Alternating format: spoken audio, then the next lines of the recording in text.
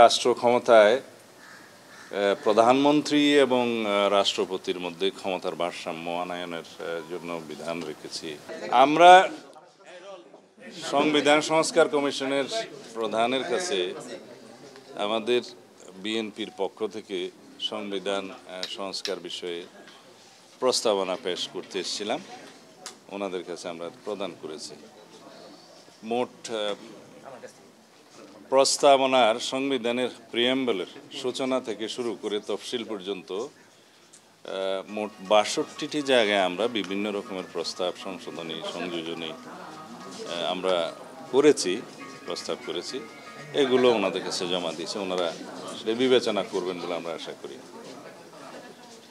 আমরা প্রস্তাবনার মূল অংশে যেগুলো বাংলাদেশের রাজনৈতিক ক্যারেক্টার পরিবর্তন করে দেওয়ার মতো যে সমস্ত বিধান পঞ্চদশ সংশোধনের মাধ্যমে আওয়ামী লীগ এনেছিল, ওগুলো সহ আর কিছু নতুন প্রস্তাব আমরা করেছি।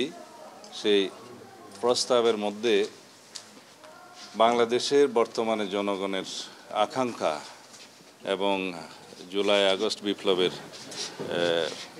শহীদের অঙ্গীকার, রক্তের আকাঙ্ক্ষা এবং বাংলাদেশের বর্তমান বাস্তবতা, এগুলোকে বিবেচনায় নিয়ে এবং ভবিষ্যতে যাতে পার্লামেন্টারি ফুয়ারের সৃষ্টি না হয়, এখন আয়কতন্ত্রের সৃষ্টি না হয়, সেগুলো মাথায় রেখেই আমরা আমাদের সমস্ত প্রস্তাবনাগুলো দিয়েছি।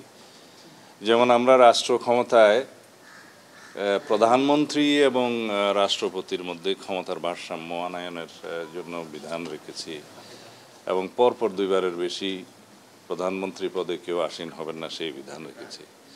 আমরা নতুন করে পার্লামেন্টের উচ্চকক্ষ সৃষ্টির বিধান প্রস্তাব করেছি এবং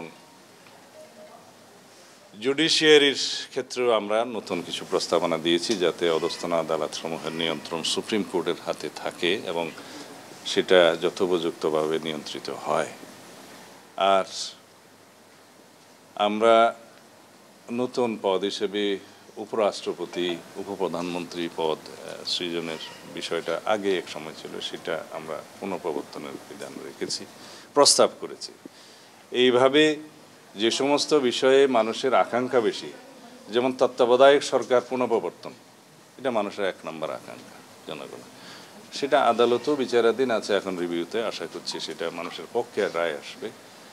এবং গণভোটের বিধান, যেটা আর্টিকেল 8, 46, 48, 56 অ্যান্ড 142 ইটসেলফ, যেগুলো পরিবর্তন আনতে গেলে এবং প্রস্তাবনাতে পরিবর্তন আনতে গেলে যে গণভোটের বিধান ছিল, যেটা আওয়ামী লীগ উড়িয়ে দিয়েছিল, সেগুলো পুনঃপ্রবর্তনের জন্য আমরা প্রস্তাব করেছি। এইভাবে আমরা প্রস্তাবনা প্রজাতন্ত্র, নির্বাহী বিভাগ, বিচার বিভাগ, আইন বিভাগ সহ এবং নির্বাচন কমিশন সহ সর্বত্র তফসিল সহ আমরা সব বিষয়ে আমরা অ্যাড্রেস করেছি, যাতে একটি গণতান্ত্রিক সংস্কার সাধিত হয় সংবিধানের এবং সেটার উপকার বাংলাদেশের জনগণ পায় এবং সব ক্ষেত্রেই যেন একটা ব্যালেন্স অফ পাওয়ার সৃষ্টি হয় বাংলাদেশের রাষ্ট্রের সমস্ত অঙ্গের মধ্যে। এগুলো আমরা প্রস্তাব করেছি। ধন্যবাদ। সংবিধান পুনর্লিখন এবং সংস্কারের কথা বলছেন, এটা নানা অংশীদার কিন্তু পুনর্লিখনের কথা বলছে, এই বিষয়গুলো আলোচনা হয়েছে কিনা? সংবিধান সংশোধনের প্রস্তাব করেছি আমরা ব্যাপক ভিত্তিক, যাতে এটা গণতান্ত্রিক সংবিধান সংশোধন হয় এবং জনগণের আকাঙ্ক্ষা পূরণ হয়। কিন্তু এই ওনারা যে কমিশন করেছে, তারা তো এখন নির্বাচিত কোনো সরকার নাই। এখন এই সংবিধানে যে আপনারা যে প্রস্তাবগুলো দিচ্ছেন, এগুলো হলো কারা? এই সরকার আদৌ? এটা খুবই স্বাভাবিক।